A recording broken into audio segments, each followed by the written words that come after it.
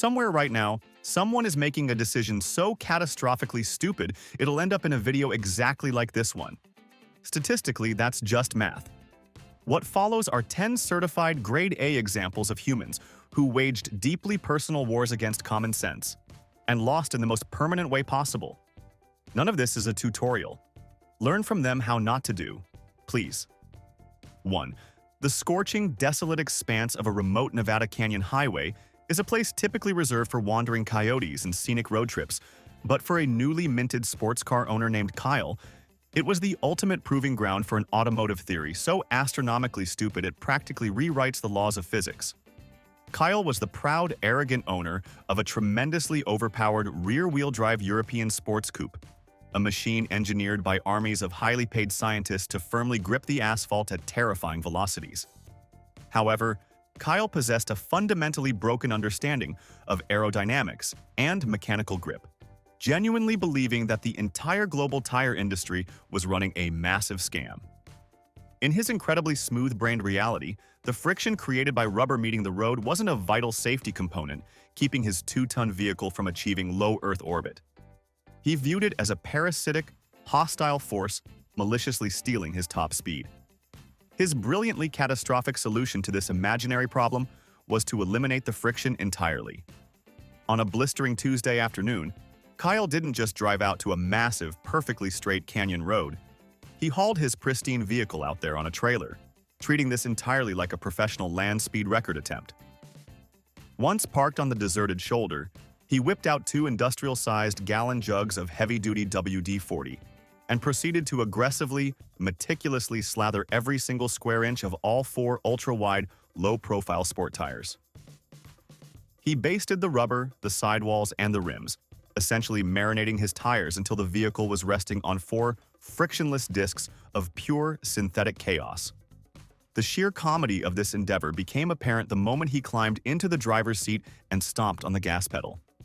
Because all 4 tires were completely neutralized by the water displacement lubricant, the car violently redlined, the rear wheels spinning with the furious, screaming energy of a table saw while the vehicle itself barely crawled forward at the speed of an arthritic turtle. Did this glaring red flag register in Kyle's mind? Absolutely not. To him, the fact that the tires were spinning effortlessly just proved his genius anti-drag theory was working flawlessly. Eventually, sheer brute horsepower and the gradual burning off of the center tread lubricant allowed the car to painfully gain traction and slowly accelerate down the multi-mile straightaway. As the speedometer steadily climbed past 60, then 90, then an aggressive 120 miles per hour, Kyle was technically no longer driving. He was actively hydroplaning on dry land, piloting an unguided, heavily lubricated ballistic missile. The suspension was entirely at the mercy of the wind. The fatal climax of this high-speed physics experiment occurred when Kyle noticed a microscopic, almost invisible dip in the tarmac approaching and instinctively nudged his leather-wrapped steering wheel a fraction of an inch to the left to maintain his lane. In a universe governed by logic, those front tires would grip the road and gently redirect the chassis. In Kyle's greased lightning nightmare, turning the wheels essentially acted as a plastic rudder on a sheet of ice. The front tires immediately broke what little traction they had acquired, initiating a violent, instantaneous, and entirely unrecoverable aerodynamic death spin. The luxury sports coupe violently snapped sideways, instantly transforming from a high-status symbol into a furiously rotating blur of expensive German engineering. It shot directly across the opposing lane, completely ignored the existence of the gravel shoulder, and launched spectacularly off the sharp, jagged lip of the canyon. The vehicle sailed through the desert air with the grace of a tossed refrigerator, plummeting 400 feet before violently integrating into the canyon floor in a spectacular, fiery explosion. When bewildered highway patrol officers finally rappelled down to the smoldering, unrecognizable crater of twisted metal hours. Later, they noted in the official accident report that the driver was definitively, instantly deceased, while the few remaining scraps of the obliterated tires were, ironically, incredibly shiny and completely squeak-free. 2. A meticulously manicured suburban driveway is generally a theater of the mundane, but in the hands of a relentless domestic prankster named Gary, it transformed into a highly efficient, tension-powered execution chamber. Gary was the specific breed of exhausting husband whose entire personality revolved around orchestrating elaborate, mildly infuriating practical jokes, completely oblivious to the fact that his wife had long since stopped finding him amusing. It was a chaotic Thursday morning, and his spouse was running critically late for a mandatory career-defining quarterly review at her corporate office. She was a woman operating on zero sleep, 3 cups of black espresso, and pure, concentrated stress, storming through their house like a highly agitated hurricane. Gary, observing this volatile situation, decided this was the absolute perfect comedic window to deploy his latest masterpiece. He dragged a heavy-duty, woven nylon camping hammock out to the driveway, where his wife's massive, aggressively heavy luxury SUV was parked facing the garage. He securely lashed one end of the incredibly strong parachute fabric to a purely decorative, aesthetically pleasing brick pillar supporting the front porch overhang. He then took the other end and, with the confidence of a man completely unaware of his impending doom, tightly knotted it directly to the heavy steel rear towing hitch of the 2-ton vehicle. To complete this diabolical setup, Gary carefully rolled a massive, jagged, 50-pound landscaping boulder directly under the center of the hammock, intending to use it as a makeshift, ergonomic footstool while he waited to deliver his punchline.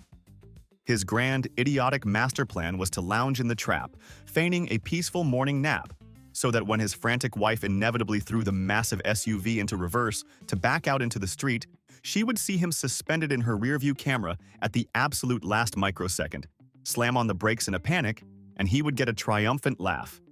Gary climbed into the woven nylon sling, rested his head against the fabric, and kicked his feet up on the jagged boulder, waiting with a remarkably punchable smirk. Here is the fatal miscalculation in Gary's mechanical engineering. A woman terrified of losing her corporate bonus does not gently ease her vehicle out of a driveway. She violently slammed the driver's side door, aggressively jammed the transmission into reverse, completely ignored the dashboard infotainment screen, displaying her husband's grinning face, and mercilessly stomped her high heel directly through the accelerator pedal to the floorboard. The massive V8 engine roared with terrifying, immediate torque, sending the heavy vehicle rocketing backward toward the street. For a microsecond, the military-grade nylon hammock held its ground, instantly transforming from a relaxation device into a high-tension, violently taut elastic bowstring spanning the driveway. The sheer, overwhelming pulling force of the accelerating SUV instantly compromised the cheap, decorative mortar of the porch pillar. With a deafening, explosive crack, the anchor point catastrophically failed, snapping the brick column in half. With the house side anchor completely eradicated, the taut parachute nylon instantly went catastrophically slack on one side.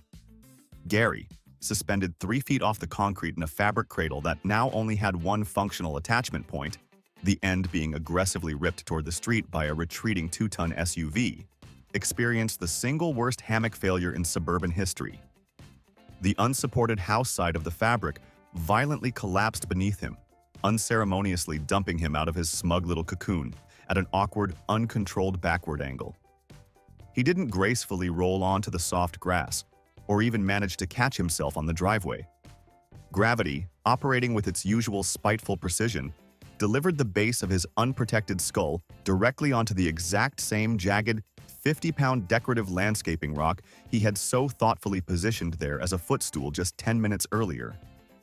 The dull, sickening, bone-on-granite impact was immediate, catastrophic, and definitively, irreversibly fatal.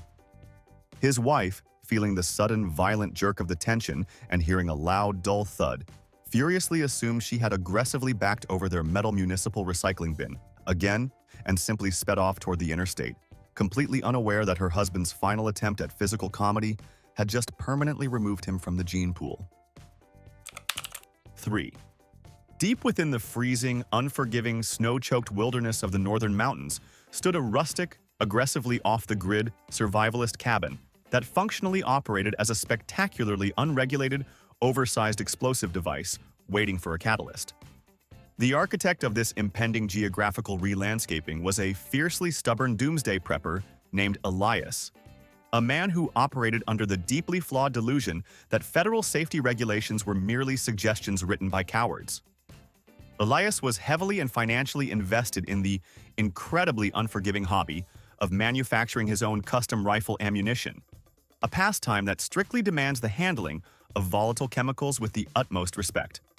If you consult any basic manual, warning label, or simply possess a rudimentary survival instinct, you will be informed that highly combustible propellant powder must be meticulously stored in specialized, static-free, climate-controlled, blast-proof containers positioned as far away from open flames as physically possible. Elias, however, viewed specialized containers as a corporate conspiracy designed to track his purchases. Instead, he opted to stockpile an absolutely catastrophic, mind-boggling 30 pounds of loose, highly sensitive smokeless propellant powder inside a mismatched collection of rusty, heavily dented, loosely lidded vintage coffee cans.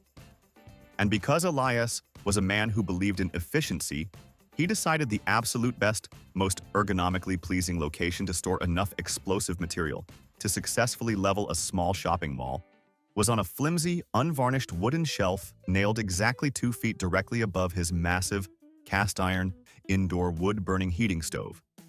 His hilariously flawed logic was that the ambient heat radiating from the iron would keep the powder completely dry and ready.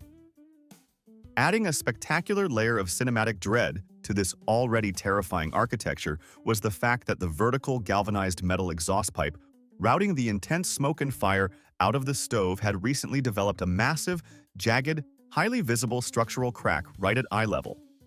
Elias had previously attempted to patch this blazing structural failure with several layers of standard silver duct tape, which immediately melted into a toxic, flammable puddle the very first time he lit a fire. Unfazed, he simply chipped the melted plastic away with a hunting knife, grabbed a beer, and deemed the gaping hole supplemental cabin ventilation. The inevitable climax of this terrifyingly stupid interior design choice arrived on a particularly brutal, sub-zero Tuesday evening.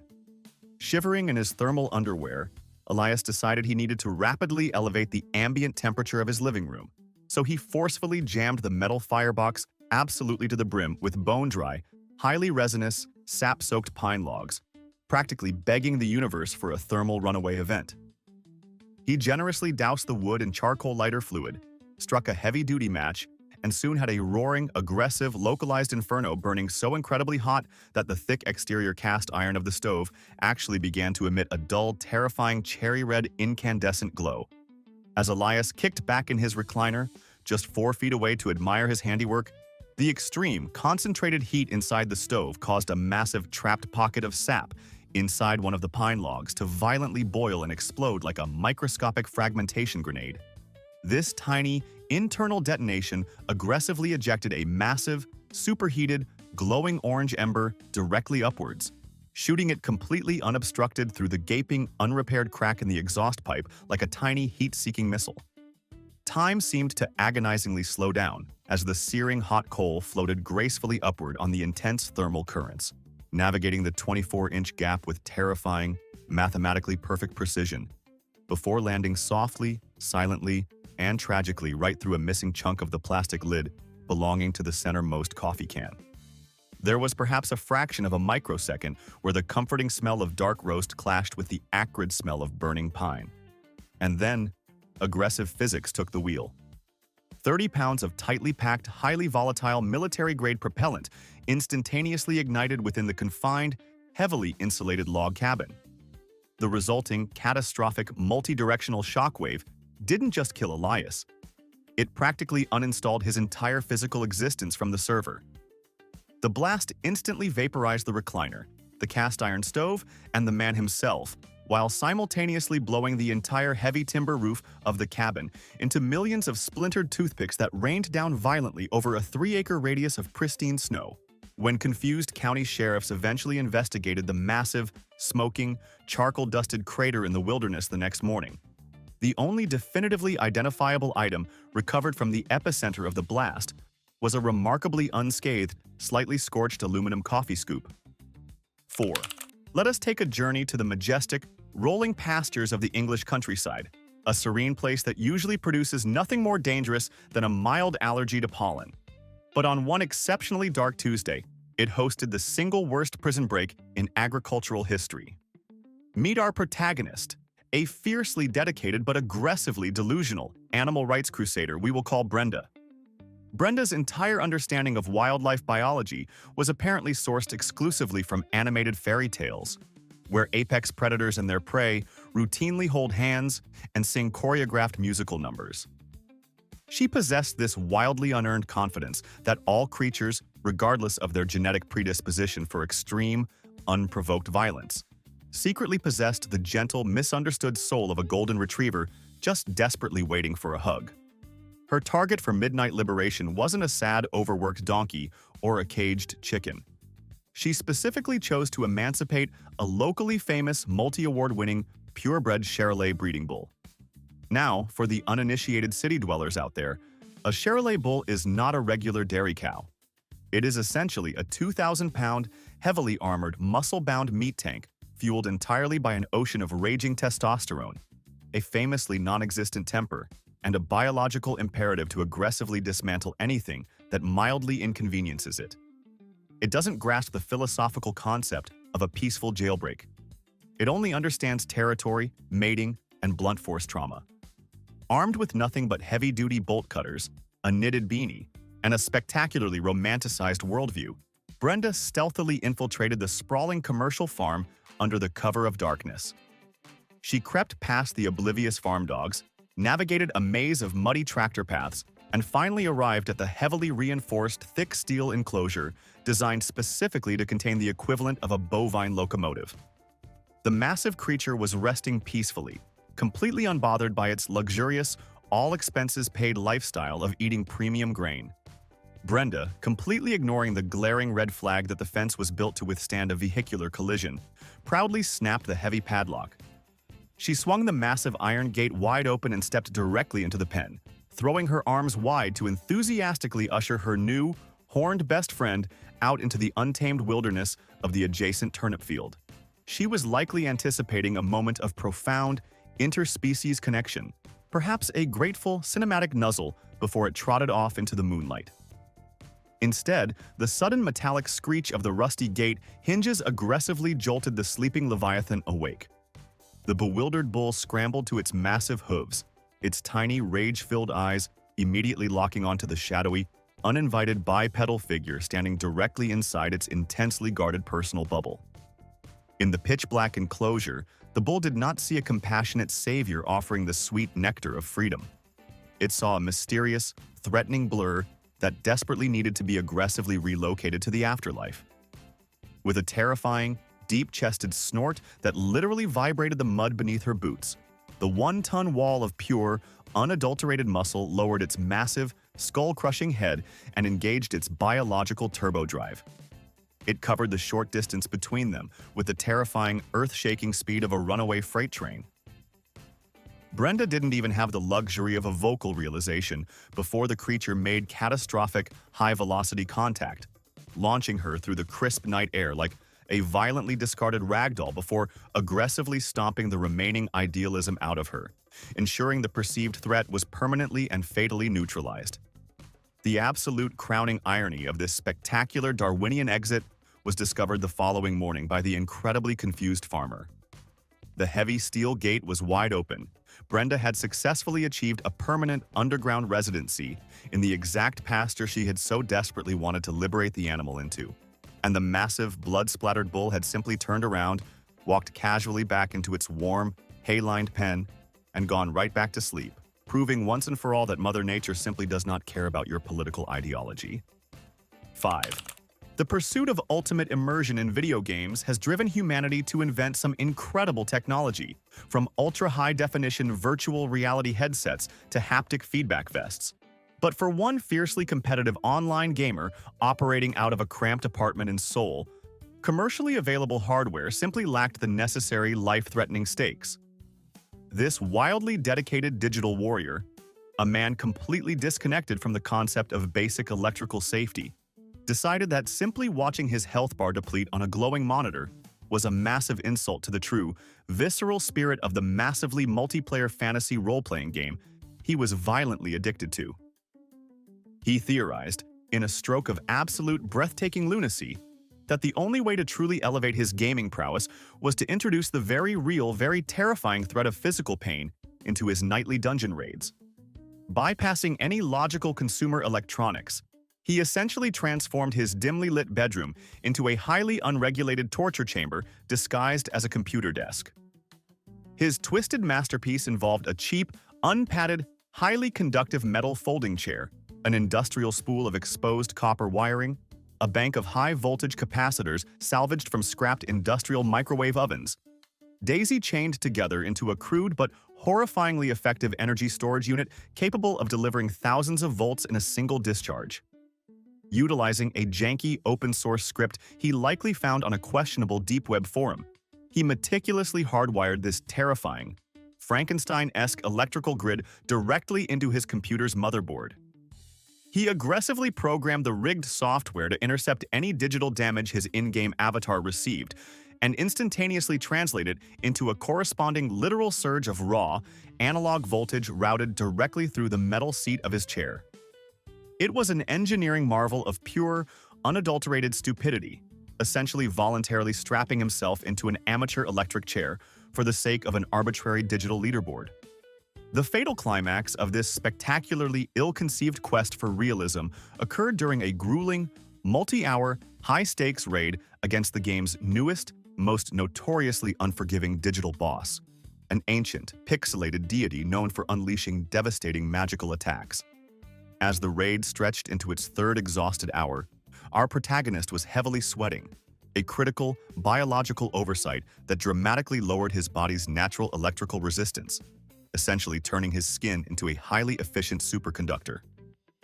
His fingers flew across the mechanical keyboard in a frantic blur, his eyes bloodshot and locked onto the chaotic visual effects exploding across his monitor.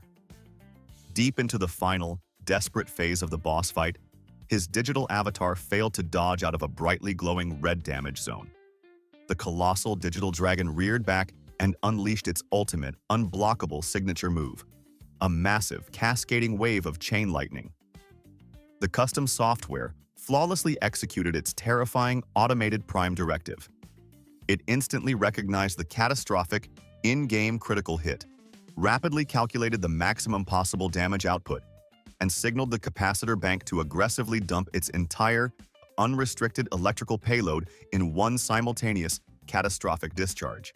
A massive, lethal surge of several thousand volts rocketed through the copper wires directly into the metal folding chair and violently surged through his incredibly sweaty, highly conductive human body.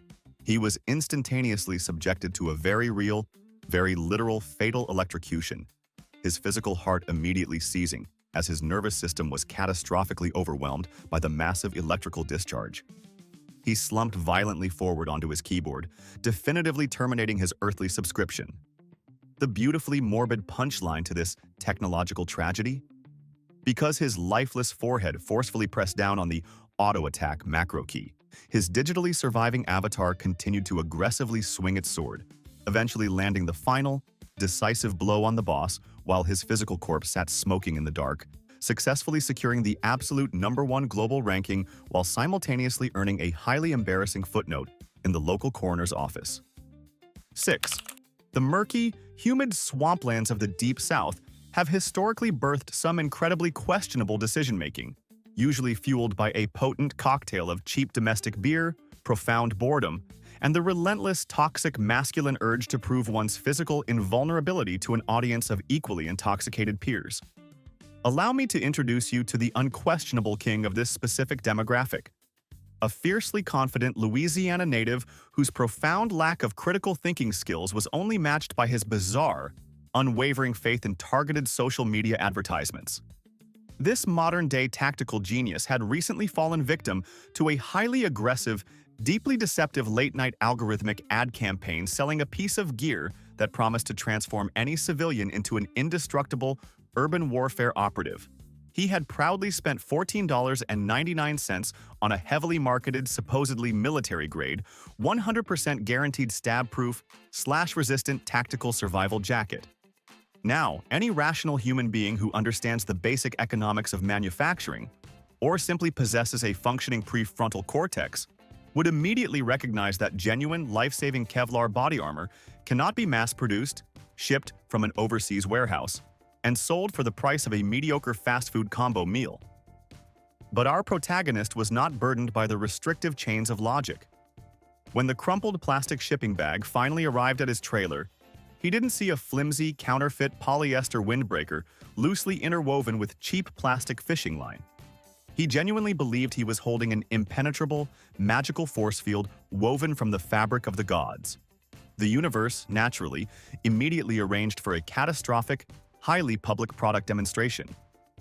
It was a muggy Saturday evening. A raging bonfire was burning high in his backyard, empty aluminum cans littered the overgrown grass, and the collective IQ of the gathering was rapidly plummeting with every consumed beverage. Desperate to assert his absolute alpha dominance and showcase his elite, tactical lifestyle, he proudly zipped up the crinkly, painfully thin black jacket, puffed out his chest, and loudly proclaimed his newfound immortality to the skeptical crowd. He specifically called out his closest friend, a massive, heavily bearded gentleman who was currently utilizing a razor-sharp, heavily serrated 10-inch carbon steel hunting knife to aggressively whittle a stick. The pitch was beautifully, horrifyingly simple. He aggressively demanded that his friend plunge the massive blade directly into his chest with maximum physical force, boldly claiming the advanced polymer nanoweave would casually deflect the steel like Superman bouncing bullets off his pectorals. The friend, possessing perhaps a sliver more common sense but significantly hindered by peer pressure and malt liquor, initially hesitated, but after a relentless barrage of insults challenging his manhood, he finally shrugged, gripped the heavy bone handle of the knife, and verbally agreed to the kinetic science experiment. The victim stood with his feet planted wide, his arms spread out in a theatrical, welcoming pose, grinning with the absolute, unshakable confidence of a man entirely unaware that he was standing on the precipice of his own funeral. The friend wound up his arm like a Major League Baseball pitcher attempting to throw a fastball and violently thrust the jagged steel blade forward with the full, unbridled momentum of his upper body weight. The highly anticipated collision between the indestructible tactical jacket and the hunting knife was spectacularly anticlimactic. The blade encountered absolutely zero structural resistance. It slid through the cheap, synthetic windbreaker material with the frictionless, terrifying ease of a heated laser beam slicing through single-ply wet tissue paper. The incredibly sharp metal seamlessly bypassed the fake nylon weave, instantly perforated his cotton undershirt, and forcefully embedded itself deep within several highly critical, heavily vascularized internal organs located in his upper abdomen. The triumphant, cocky grin instantly vanished from his face, replaced by a look of profound, agonizing bewilderment as the undeniable, searing reality of basic physics rapidly set in. He collapsed into the dirt, his deeply flawed faith in discount internet commerce tragically, permanently shattered. The absolute crowning irony of this spectacular failure was discovered later that night at the local emergency room, when the frantic trauma surgeons were forced to use completely standard, incredibly dull plastic medical scissors to effortlessly cut the supposedly impenetrable military-grade fabric off his rapidly expiring body, thoroughly proving that the only thing the jacket successfully resisted was common sense. He was pronounced dead on the operating table 17 minutes later. His official cause of death listed as a single penetrating stab wound to the upper abdomen and, unofficially, a catastrophic failure of consumer research. 7. Urban pest control usually involves unpleasant chemical sprays or mildly annoying plastic spikes. But for a ferociously territorial man residing in a pristine top-floor German apartment, a minor pigeon infestation demanded a theatrical display of apocalyptic vengeance. This aggressively tidy gentleman viewed the handful of birds leaving droppings on his patio furniture not as a natural annoyance, but as a coordinated, malicious strike against his personal sovereignty. Rejecting completely rational solutions, he channeled the deeply unhinged energy of a Saturday morning cartoon villain and decided to construct a lethally over-engineered, gravity-powered kinetic strike system right there on his balcony. His convoluted masterpiece of amateur structural engineering involved a heavy-duty, tightly woven nylon fishing net suspended overhead from a custom-drilled wooden frame. However, the true stroke of breathtaking, aggressively suicidal lunacy was his chosen triggering mechanism. He rigged a highly unstable, friction-based pulley system utilizing a literal, solid iron blacksmithing anvil, weighing upwards of 80 pounds, precariously balanced on the absolute razor edge of a high shelf positioned directly above his sliding glass door. The spectacularly flawed logic dictated that pulling a primary tripwire would violently yank the anvil off the ledge, using its massive plummeting weight to aggressively slam the net down over the unsuspecting avian targets. It was a siege weapon designed exclusively for a 1-pound bird, requiring flawless execution and a total disregard for basic occupational hazard protocols. On a sunny Tuesday, his patience was finally rewarded when a particularly plump, spectacularly oblivious pigeon landed directly inside the designated kill zone to inspect a decoy breadcrumb. Twitching with the thrill of the hunt, our tactical genius manually yanked the primary release cord from the safety of his living room. The net successfully dropped, temporarily trapping the mildly confused bird beneath the mesh. Overjoyed by his own perceived architectural brilliance, the man let out a triumphant holler, violently threw open the sliding glass door, and sprinted blindly out onto the balcony to claim his feathery prisoner of war. In his blinding rush of predatory adrenaline, he completely and catastrophically forgot about the highly taut, virtually invisible secondary stabilization cord running from a bolt in the patio tiles up to the overhead wooden frame, with its tautest section stretched exactly at ankle height, directly across the walkway. His right foot violently snagged the high-tension line while operating at a full, triumphant sprint. The immediate transfer of kinetic energy was spectacular. His momentum was violently arrested, jerking his upper body backward as his feet were swept out from under him, and he slammed hard onto his back on the concrete patio tiles. Simultaneously, the forcefully yanked stabilization wire completely destabilized the upper shelf, aggressively dislodging the massive chunk of solid iron he had so carefully positioned directly above the doorway.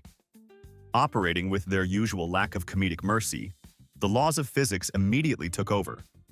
The heavy anvil entered a state of unhindered freefall, plummeting straight downward with the unstoppable, terrifying force of an industrial meteor.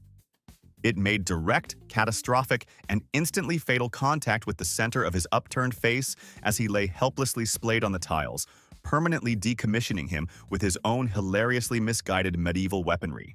The absolute crowning punchline to this spectacular failure of human engineering occurred just seconds later. The initial skull-crushing impact of the heavy anvil completely shattered the structural tension on the primary net. The trapped pigeon, completely unharmed and entirely unbothered, casually waddled out from beneath the loose nylon mesh, pecked at one final crumb near the motionless body, and peacefully flew away into the afternoon sky, leaving behind a pristine balcony and a brilliantly orchestrated self-assassination. 8. The sun-drenched shores of a municipal public beach are generally utilized for building sandcastles, acquiring sunburns, and fiercely guarding snacks. But for a wildly delusional amateur detectorist named Arthur, it was the concealed location of a massive Spanish galleon waiting to be plundered. Arthur's entire personality was built around watching edited cable shows about finding tarnished coins. He was armed with a remarkably cheap plastic metal detector from a discount bin and possessed a level of hostile confidence bordering on a psychiatric condition. On a scorching Saturday, Arthur's wand emitted a faint squeal over dry, powdery sand. Instead of assuming he found a discarded pull tab like a rational person, his paranoid brain concluded he was standing on a multi-million-dollar chest of pirate bullion. Ignoring every principle of civil engineering and self-preservation, Arthur grabbed a steel shovel and began to excavate. He didn't dig a wide, safely sloped crater. He aggressively carved a perfectly vertical, shockingly narrow, 12-foot deep mine shaft straight down into the loose, uncompacted beach sand. Without specialized wooden shoring, a vertical trench in uncompacted sand isn't a hole. It's a highly efficient, gravity-powered execution chamber. As Arthur disappeared deeper into the earth, he attracted the attention of panicked local lifeguards. They approached the crumbling rim of his death chute, urgently informing him his unreinforced trench was in imminent danger of a catastrophic collapse. Did Arthur listen? Absolutely not. Fueled by heat exhaustion and aggressive greed, he shouted up from his pit, accusing the teenage lifeguards of being undercover federal agents attempting to steal his fortune. He swung his shovel, demanding they stop looking at his gold claim. Shaking their heads, the lifeguards backed away to radio authorities, leaving Arthur to finalize his own doom. Sweating profusely at the bottom of his claustrophobic prison, his shovel finally scraped something hard. Driven by manic adrenaline, he violently yanked a massive structural clump of sand from the absolute base of the wall to unearth his prize. This profoundly idiotic action critically undermined the entire 12-foot vertical column above him. The angle of repose was instantaneously violated. The dry, frictionless walls, possessing zero structural integrity, silently and simultaneously imploded from all 360 degrees. Without even a microsecond of warning, over 4,000 pounds of heavy, densely packed beach sand violently cascaded downward, instantly filling the massive void and burying Arthur completely alive.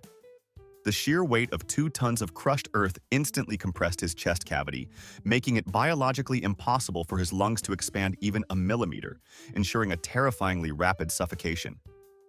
When emergency heavy rescue excavation crews finally dug down to his lifeless body hours later, they made a hilariously tragic discovery.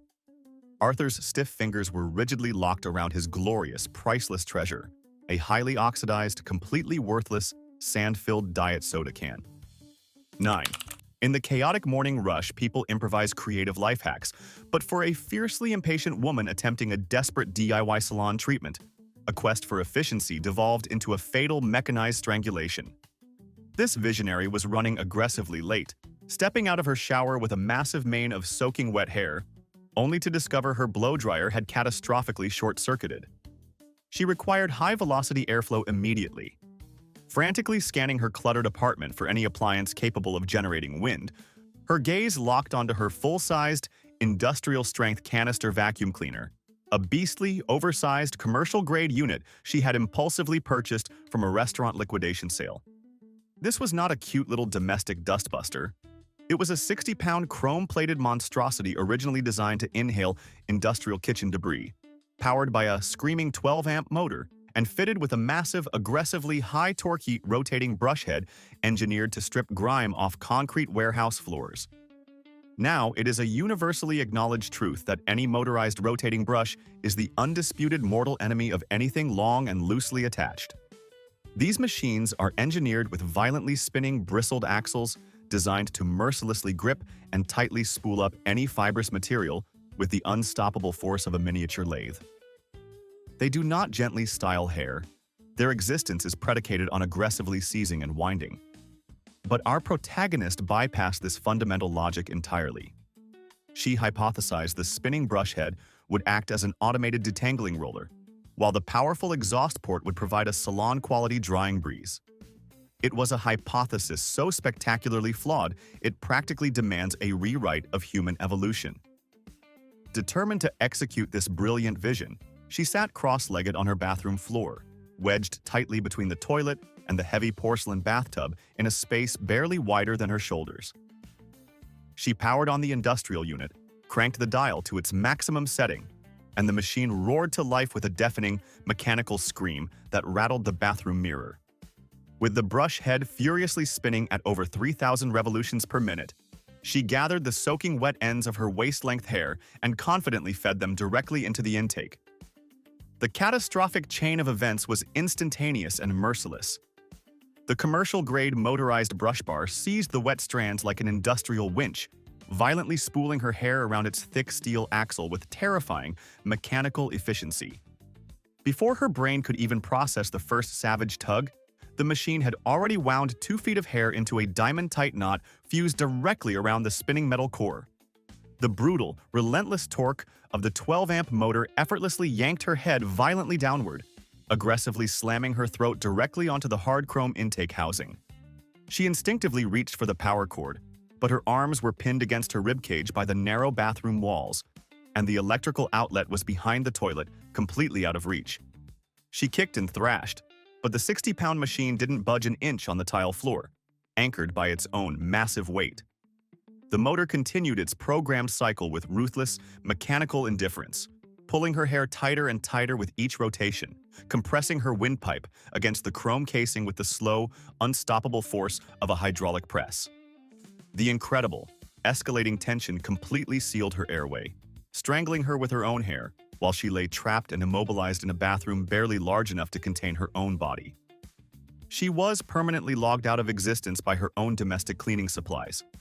When her landlord entered the apartment days later after neighbors reported a machine running nonstop for 48 hours, he found a motionless tenant pinned face down to a still humming chrome canister. Its motor finally burned out, with a blinking red indicator light that casually read, "Brush roll obstruction. Clear and restart." 10. Competitive eating pushes the boundaries of human dignity, but for a fiercely dedicated amateur competitor chasing local glory, the pursuit of a technological advantage weaponized a processed meat product. This ambitious woman was the reigning champion of her county's annual hot dog eating contest, but she was unsatisfied with merely retaining her title. She wanted to obliterate the all-time regional volume record. After weeks of intense training in her garage, she identified her primary biological bottleneck. The tedious, time-consuming physical act of chewing and swallowing was severely limiting her intake velocity. In a stroke of unapologetic madness, she decided to bypass the human jaw entirely and automate the ingestion process with pneumatics. Operating with the unearned confidence of a rogue engineer and the common sense of a concussed fruit fly, she gathered components to construct a homemade, high-pressure sausage cannon. She meticulously assembled a 3-foot length of thick PVC piping, a heavy-duty brass release valve, and a massive industrial-grade garage air compressor, typically utilized to operate heavy machinery impact wrenches. Her terrifyingly simple design was essentially a modified potato gun calibrated to launch boiled meat cylinders directly past her tonsils and deep into her esophagus, effectively shotgunning hot dogs straight into her stomach. On the evening of her final test run, she stood alone in her dimly lit garage. She generously lubricated the inside of the barrel with cooking spray, loaded a single rock-solid, deep-frozen frankfurter into the chamber. She had been storing them in her chest freezer for maximum aerodynamic density, because of course she had, and connected the heavy rubber air hose. Here is where her profound lack of respect for pressurized gases triggered her spectacularly absurd demise. Her intended plan was to dial the air regulator down to a breezy 10 pounds per square inch, just enough to deliver a gentle toss into the back of her throat. Instead, entirely distracted by visions of a cheap plastic trophy, she accidentally grabbed the main tank bypass valve and cranked it wide open, forcefully exposing the chamber to a terrifying, unregulated 120 pounds per square inch of raw, highly compressed air. That is more than enough kinetic force to violently inflate a commercial tractor tire. Completely oblivious to the lethal pressure building behind the brass valve, she tilted her head back at a perfect 45-degree angle, opened her jaw wide, and confidently placed the hard plastic muzzle directly between her teeth. She closed her eyes, prepared for the influx of calories, and aggressively threw the release lever. 120 pounds of violently pressurized air instantly expanded into the narrow plastic tube. The frozen hot dog was instantaneously transformed into a high-velocity, rock-hard cylindrical meat bullet. It violently exited the muzzle with the terrifying kinetic energy of a point-blank shotgun blast. It entirely bypassed her tongue, her gag reflex, and the concept of chewing, rocketing downward with such horrifying speed that it missed the digestive tract entirely. The high-speed frozen frankfurter violently impacted and lodged itself impossibly deep within her actual trachea, its rigid, unyielding diameter forming a perfect, impenetrable cylindrical seal against the soft walls of her airway, practically touching her lungs. The sheer kinetic force knocked her backward onto the concrete floor, her airway permanently sealed by a discount backyard barbecue staple. She rapidly expired on her garage floor, entirely unable to draw a microscopic breath. When baffled paramedics arrived, their official report noted she hadn't just choked. She had been assassinated by a self-inflicted, high-velocity, compressed air frankfurter strike, proving modern pneumatics always defeat the human respiratory system. 1. The sun-baked landscape of Mesa, Arizona, is a testament to nature's brutal efficiency, a place where everything has evolved to survive, usually by being covered in razor-sharp needles. It was here, on a sweltering August night, that a man named David decided to challenge millions of years of evolution with nothing more than a skull full of cheap beer and an ego the size of a pickup truck. The evening began, as so many of these stories do, with an argument in a dusty bar. It wasn't about politics or money. It was about something far more fundamental: who was the toughest? As the boasts escalated, David, feeling the invincible glow of alcohol, decided a verbal declaration wasn't enough. He needed a demonstration, a physical feat that would etch his name into the annals of local legend.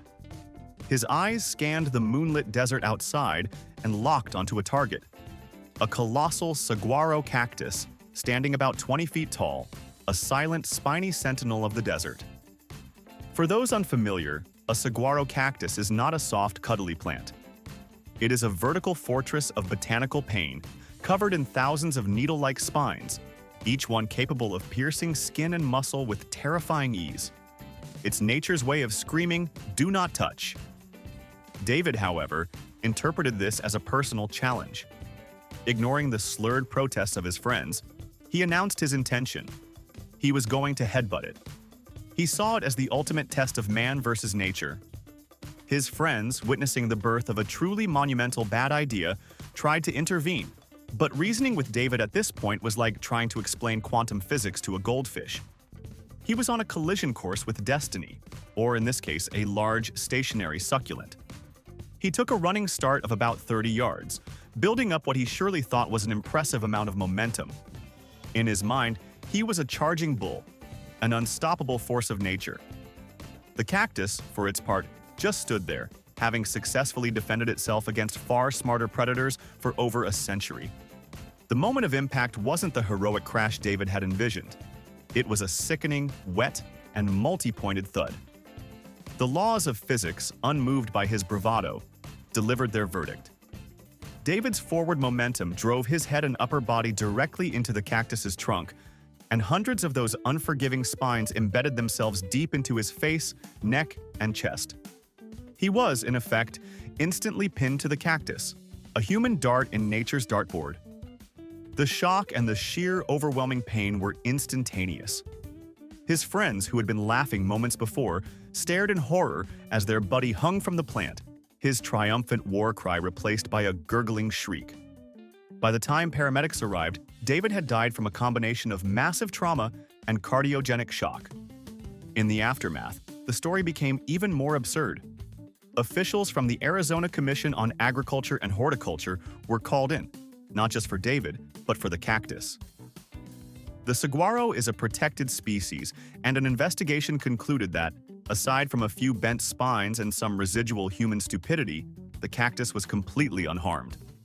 It remains there to this day, a silent green monument to one man's catastrophic failure to understand that some arguments are best left lost. 2. The standard bathtub is a marvel of domestic engineering, designed for relaxation, hygiene, and perhaps the occasional rubber duck flotilla. It is decidedly not designed to be a high-yield distillery for creating black market vodka. This distinction was tragically lost on a woman named Svetlana from Novosibirsk, Russia, who viewed her tiny apartment bathroom not as a sanctuary of cleanliness, but as a potential source of revenue. Svetlana had a dream: to brew her own potent moonshine, bypassing pesky things like taxes, regulations, and basic chemical safety. She'd acquired a ramshackle, second-hand still, a crude contraption of copper tubing and questionable welds that looked less like scientific equipment and more like a failed high school science project. Her plan was simple: set up the operation in the one room in her apartment with a drain and a water source. Now, for anyone who managed to stay awake in chemistry class, a quick refresher. Distillation involves heating a fermented liquid to separate the alcohol, which turns into vapor. This vapor is then cooled, condenses back into a liquid, and voila, you have high-proof spirits. There is one tiny, insignificant detail about this process. The alcohol vapor is intensely, unbelievably flammable. It's essentially an invisible cloud of rocket fuel. Proper distillation requires massive amounts of ventilation to prevent these fumes from accumulating. Svetlana's laboratory, a small, windowless, Soviet-era bathroom, was the literal opposite of well-ventilated. It was a sealed tile box, perfect for trapping steam, soap scum, and, as it turns out, explosive vapor. Undeterred by minor details like self-preservation, she fired up her leaky still. As the mash heated, the system began to work, but its shoddy construction meant that a significant amount of the potent, vaporized alcohol was escaping directly into the small room. She likely dismissed the overwhelming chemical smell as the sweet scent of impending profit. The air in the bathroom grew thicker and thicker with a clear, odorless, and highly combustible gas. Every cubic inch of the room was becoming a potential bomb. All it needed was a spark. That spark was graciously provided by the pilot light of her apartment's water heater, located just outside the bathroom door. It had been patiently burning, waiting for the exact moment the concentration of fuel and air reached its perfect, explosive ratio. That moment arrived with a deafening, building-shaking whoomp. The accumulated vapor ignited in a single, catastrophic fireball. The explosion blew out the entire wall of her bathroom and kitchen, sending debris, porcelain, and shattered dreams raining down onto the street several stories below. When emergency services arrived, they found a scene of utter devastation. Svetlana was discovered amidst the rubble of her ambitious but poorly executed business venture. The official report cited an unauthorized and improperly ventilated chemical experiment as the cause of the blast.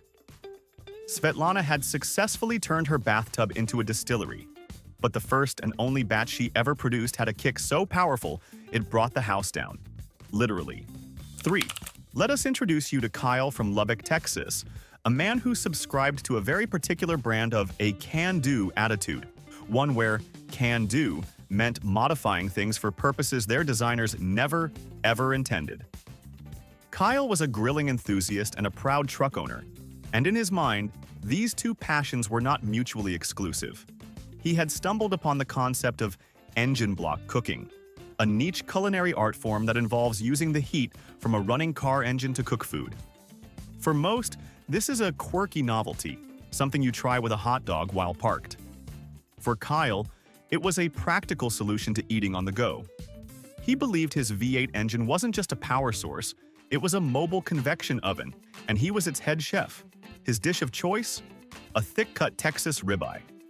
The basic physics are simple enough. An engine gets hot enough to cook meat wrapped in aluminum foil. The problem, however, is that an engine bay is not a Weber grill. It's a chaotic environment of spinning belts, high-pressure hoses, and flammable fluids. More importantly, to use this grill, you typically have to be operating the 2-ton vehicle it's attached to, often at considerable speed. This introduces the pesky variable of multitasking, a skill Kyle tragically overestimated. On one fateful afternoon, he was cruising down a long, straight stretch of Texas highway at a steady 70 miles per hour. His foil-wrapped steak was nestled snugly on the engine's intake manifold, sizzling away. The aroma of cooking beef, mingled with the faint scent of motor oil, filled his cab. He decided it was time. The steak needed to be flipped to ensure an even, perfect medium rare. A sane person would pull over to the shoulder, stop the vehicle, and safely perform this delicate operation. Kyle, however, was not a sane person. He was an innovator, a pioneer of highway gastronomy. Pulling over was for quitters. He decided he could execute the maneuver while maintaining his speed. The sequence of events that followed was a masterclass in terrible decision-making. With one hand on the steering wheel, he popped the interior hood latch.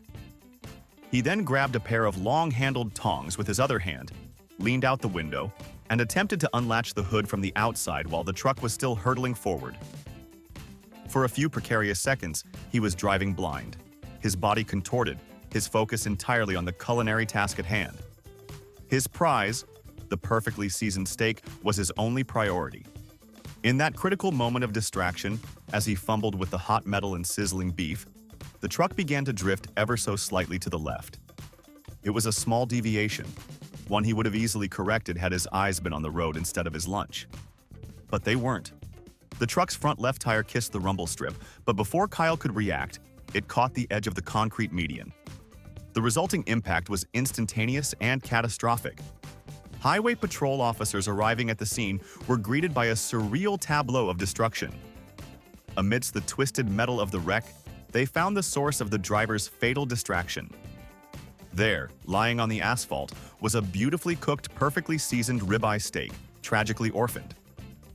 Kyle had successfully combined his two greatest loves, driving his truck and grilling a steak, and in doing so, created a recipe for disaster that had only one serving. 4. In the world of intellectual combat, chess stands supreme. It is a game of quiet contemplation, strategic foresight, and profound patience. A battlefield of the mind where kings and queens fall without a single drop of blood being spilled. At least that's the theory. In a community center in Warsaw, Poland, a man named Marek was about to prove that theory spectacularly wrong, demonstrating that even this most civilized of games could end with brute force and a coroner's report. Marek was not what you'd call a graceful loser. For him, a chess game wasn't a friendly duel of wits. It was a deeply personal referendum on his own genius. He treated every move with the gravity of a battlefield commander, and every captured pawn as a direct, vicious insult. His opponent for the evening was a quiet, unassuming man named Grzegorz, who had the unfortunate habit of being very, very good at chess. The game had been a tense affair, a long, grinding war of attrition across the 64 squares. For a while, Marek was in control, a smug grin plastered on his face as he methodically dismantled Grzegorz' defenses.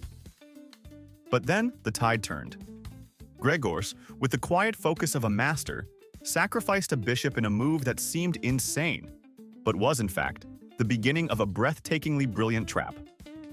Marek's smugness quickly curdled into confusion, then panic, and finally, a deep, simmering rage. He watched in horror as his position collapsed, his queen captured, his king flushed out into the open, cornered and helpless. Grzegorz made his final move, slid his rook across the board, and softly announced, "Schachmat." Checkmate. For Marek, this wasn't just a loss, it was an existential failure. The carefully constructed edifice of his ego crumbled into dust. In that moment, his brain bypassed all rational thought and connected directly to his primal rage circuits.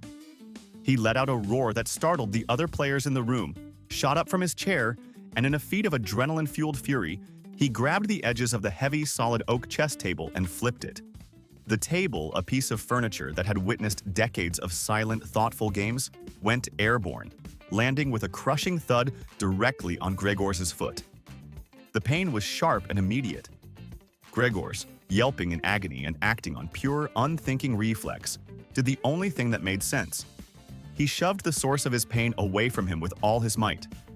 He wasn't attacking, he was reacting. But physics, unlike chess, is not a game of strategy. It is a game of absolute rules. The heavy table, propelled by Grzegorz' pain-fueled shove, became an improvised projectile. It traveled the short distance back across the playing area and met the one object still in its path: Marek's head. The impact was sickeningly final. Marek dropped to the floor, his reign as the club's most volatile player coming to an abrupt and permanent end. When paramedics arrived, they found a bizarre scene. One man hopping on a broken foot, and another lying perfectly still, a victim of the world's most violent checkmate. In the end, Marek had achieved a rare distinction in the annals of chess. He managed to lose the game and his life in the same move. A grandmaster of self-destruction, who rage-quit not just the board, but existence itself. 5. The fishing pier is a classic theater of human versus nature, a place where hopeful tourists dangle strings into the ocean, hoping to outsmart a creature with a brain the size of a pea. It was on one such pier in Florida that a tourist named Gary decided to escalate this conflict, not with a fish, but with a bird that looked like a holdover from the Jurassic period, a large, surly-looking brown pelican. Gary was a man on a mission, and that mission was to generate content.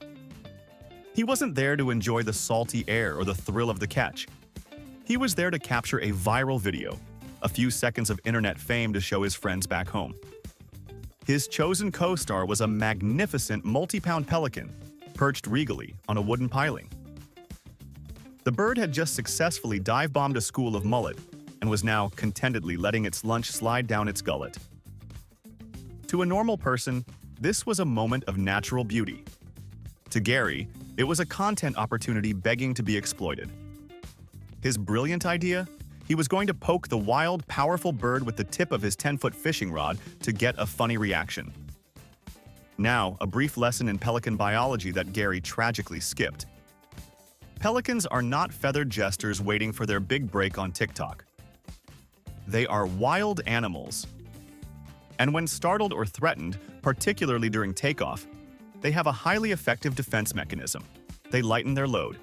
This means they regurgitate whatever is in their pouch with considerable force. It's the avian equivalent of dropping ballast.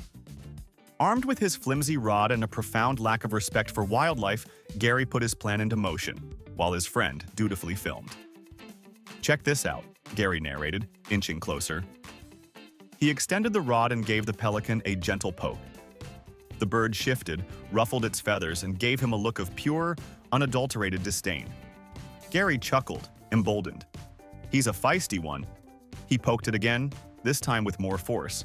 That was the final straw. The pelican decided it had had enough of this terrestrial paparazzi. With a mighty squawk of indignation, it launched itself into the air. At the exact same moment, its biological defense system engaged. With the practiced ease of a feathery mortar, the pelican ejected its recent meal, a 2-pound, half-digested, incredibly slimy mullet, directly downwards. The fish, now a biological missile, followed a perfect ballistic trajectory, accelerated by gravity, and scored a direct hit on the top of Gary's head. The impact of the wet, heavy, piscine projectile was far more effective than anyone could have imagined. Gary's eyes went wide with shock, then rolled back into his head as he was knocked completely unconscious. His body went limp, and he toppled sideways off the pier, landing in the water with a quiet splash. By the time his friend stopped laughing and realized what had just happened, it was too late. Gary, the aspiring viral video star, had sunk beneath the waves, taken out by a fish he didn't even catch. He had successfully provoked the bird, and in return, the bird delivered his final meal with an accuracy that would make a sniper jealous. He got his unforgettable footage, but unfortunately he wasn't around for the editing process. 6. Is there any domestic task more mundane than checking the fuel level in your car? It's a simple question, usually answered by a quick glance at a dashboard gauge. But for one gentleman in Oregon named Frank, this simple query was about to become a complex and ultimately fatal physics experiment. Frank's problem was a common one. The fuel gauge in his old pickup truck was broken, stuck permanently on full. A cruel, mocking lie. For days, he had been playing a risky game of automotive roulette, guessing how much gas he had left. One dark, moonless night, his curiosity finally got the better of him. He needed to know, and he needed to know now. He strode out to his driveway with a determined air, but he had overlooked one small detail. He didn't have a flashlight. His phone, the modern-day multi-tool, was also dead. A lesser man might have given up and waited until morning. But Frank was a problem solver, a man of action who believed in using the tools at hand. And the tool he had in his pocket was a disposable cigarette lighter. At this point, a chorus of alarm bells should be screaming in your head. For those who need a refresher on why this is a bad idea, let's have a quick science lesson. Gasoline in its liquid form is surprisingly stable. Gasoline vapor, however, is another story entirely. It is a highly volatile, invisible cloud of explosive potential that fills the empty space in every gas tank. It's essentially a booby trap waiting for one thing: a source of ignition. Frank was about to deliver that ignition, special delivery. He confidently unscrewed the gas cap, releasing a faint hiss of fumes, the sound of opportunity knocking, if opportunity were a pyromaniac. He leaned over, put his face near the opening to get a good look, and held the lighter up to the hole. His brain, apparently on a coffee break, saw no issue with introducing an open flame into a chamber filled with explosive vapor. He clicked the flint. The result was not a gentle flicker of light, but a cataclysmic, instantaneous fayum. A violent jet of fire erupted from the gas tank, a reverse dragon's breath of pure chemical energy. The fireball engulfed Frank in a split second, providing him with a brief, horrifying, and extraordinarily vivid answer to his question. Yes, there was indeed gas in the tank, a lot of it. The ensuing fire quickly consumed the truck, and alerted the entire neighborhood that Frank's DIY auto repair session had gone horribly wrong. Firefighters arrived to a scene of roaring flames and the distinct smell of burnt foolishness. In the end, Frank's quest for knowledge was a success. He received a final, undeniable moment of enlightenment, a lesson in combustion that was, sadly, not graded on a curve. He fatally discovered that the best way to check your gas tank in the dark is any method, literally any other method, than the one he chose. 7. Every once in a while, a situation arises that calls for a hero, a moment when an ordinary person must step up and do something extraordinary. And then there are situations that call for getting the hell out of the way. Differentiating between the two is a critical life skill, one that a man in Rio de Janeiro, Brazil, named Marco, spectacularly failed to master. Marco was enjoying a coffee at a street-side cafe when he witnessed the start of a slow-motion disaster. A city bus, parked at the top of a moderately steep hill, began to roll. Its parking brake had apparently given up the ghost, and the multi-ton vehicle embarked on a silent, leisurely, but inexorable journey downhill. The street wasn't crowded and the bus was moving at barely a walking pace. It was a problem, to be sure, but a manageable one. A problem for the authorities, or perhaps for a well-placed curb. But in Marco's mind, this was his moment. This was the scene from the superhero movie that had been playing in his head his entire life. He saw himself not as Marco, the accountant, but as Owen Creevil Homem Parada, the incredible stopping man. He saw the headlines, the cheering crowds, the key to the city. He didn't see the 17 tons of steel and glass bearing down on him. Ignoring the shouts of other bystanders, who were wisely choosing the getting out of the way option, Marco sprang into action. He leaped from his chair, tossed his newspaper aside like a discarded cape, and sprinted into the middle of the street. He planted his feet firmly, adopted a powerful stance, and held his hands out in front of him, palms forward, as if he could command the laws of inertia to take a coffee break. For those who need a quick physics refresher, force equals mass times acceleration. A city bus has a mass roughly equivalent to 3 adult elephants. Marco had the mass of a slightly overweight accountant. The math was not in his favor. The bus, oblivious to his heroic posturing, continued its descent. Onlookers watched in a mixture of horror and sheer disbelief. It was like watching a housefly try to halt a glacier. The bus's massive, flat front bumper made contact with Marco's outstretched hands, then his chest, then the rest of him. There was no epic struggle, no moment of dramatic tension. He simply disappeared. One moment he was a man with a hero complex, and the next he was a human speed bump. The bus rolled over him without so much as a jolt and continued its lazy journey down the hill until it gently nudged into a lamppost and came to a stop. When emergency services arrived, the cause of the tragedy was painfully obvious. Marco had attempted to fight a battle of physics with pure, unadulterated confidence, and physics had won by a technical knockout. He had successfully stopped the bus about as effectively as a piece of paper stops a bullet. His heroic stand became a local cautionary tale, a permanent reminder that while it's noble to want to save the day, it's crucial to first check if the day is being threatened by something that weighs more than your entire apartment building. 8. In the picturesque parks of England, amid the manicured lawns and serene ponds, lives a creature that embodies a peculiar contradiction: the mute swan. It is a bird of breathtaking grace and elegance, a living symbol of royalty and romance. It is also a feathered psychopath, a notoriously territorial and aggressive beast with the temperament of a cornered badger and the striking power of a lightweight boxer. This crucial second part of the swan's resume was tragically unknown to a woman named Amelia, who was determined to prove a point to her friends. Amelia was convinced she was a real-life Disney princess. She believed she possessed a unique magical connection to the animal kingdom, an ability to communicate with and soothe the wildest of beasts through sheer force of her gentle personality. Her friends were, to put it mildly, skeptical. To settle the debate once and for all, she chose her subject, a particularly large and majestic male swan known to locals as Mr. Hissy. Ignoring the bird's very obvious and very audible hissing, a sound that in the animal kingdom translates universally to "I am about to ruin your day," Amelia approached with her arms wide open, cooing at it in what she imagined was a calming, princess-like tone.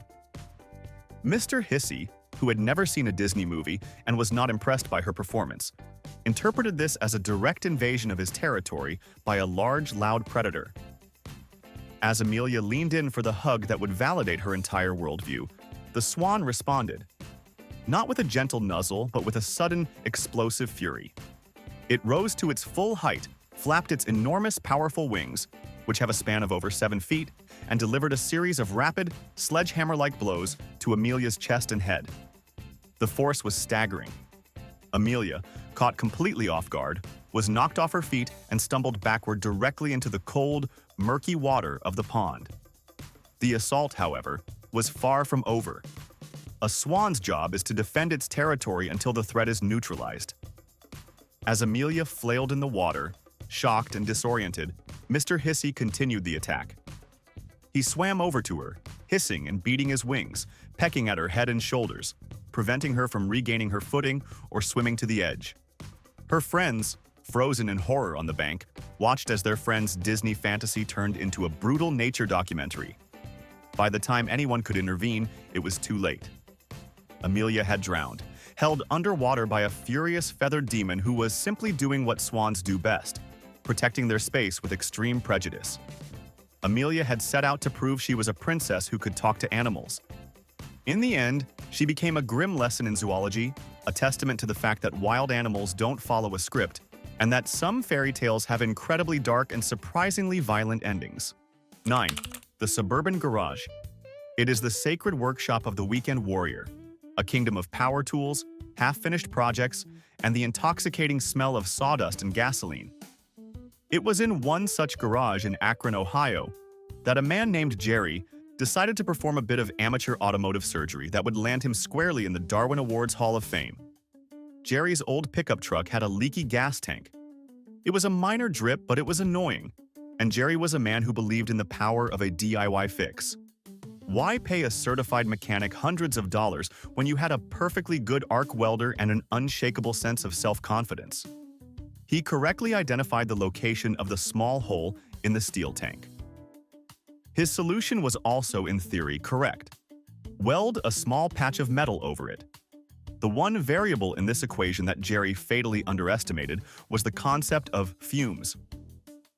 He knew, on a basic level, that a full tank of gasoline would be a bad thing to introduce to a 3,000-degree electrical arc. So, he did the logical thing and drained the tank. Or he mostly drained it. He figured the few remaining drops, the residual vapor clinging to the inside of the tank, were negligible.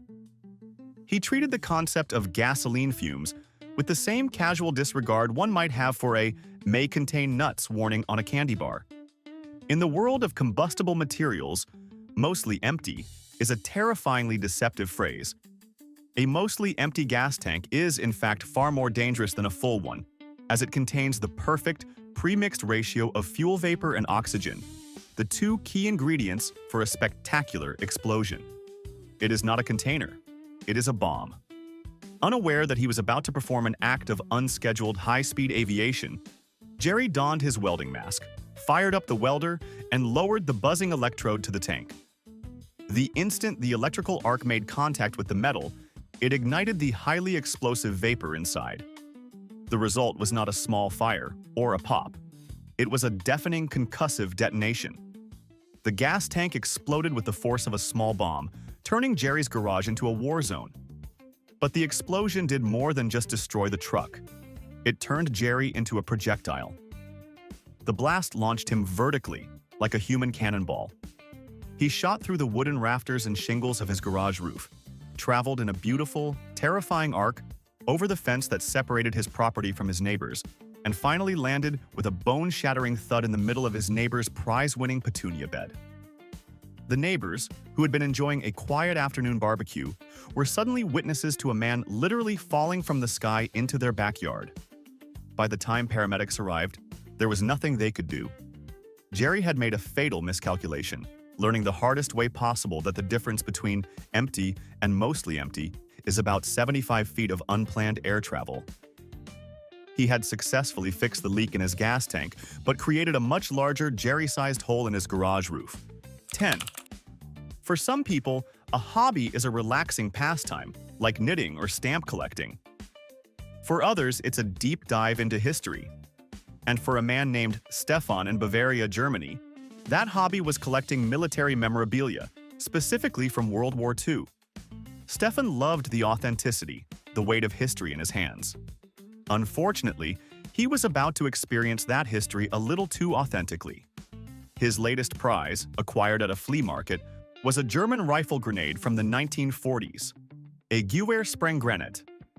The seller had assured him it was deactivated, an inert piece of metal, perfectly safe. Stefan, a man who trusted the word of a flea market salesman over the collective wisdom of every bomb disposal expert on the planet, took it home to his workshop. The grenade was covered in decades of rust and grime, and Stefan wanted to restore it to its former glory. It was going to be the centerpiece of his collection. His restoration plan involved several steps, the first of which was cleaning off the rust. He could have used a chemical rust remover or a simple hand brush, but Stefan was a man of efficiency and power tools. He decided the quickest way to get the job done was with a high-speed angle grinder fitted with a wire brush wheel. For those unfamiliar, an angle grinder is a powerful tool that spins a disc at over 10,000 revolutions per minute. When a wire brush on an angle grinder meets old, rusted metal, it creates two things in abundance: friction, which generates intense heat, and a shower of hot, glowing sparks.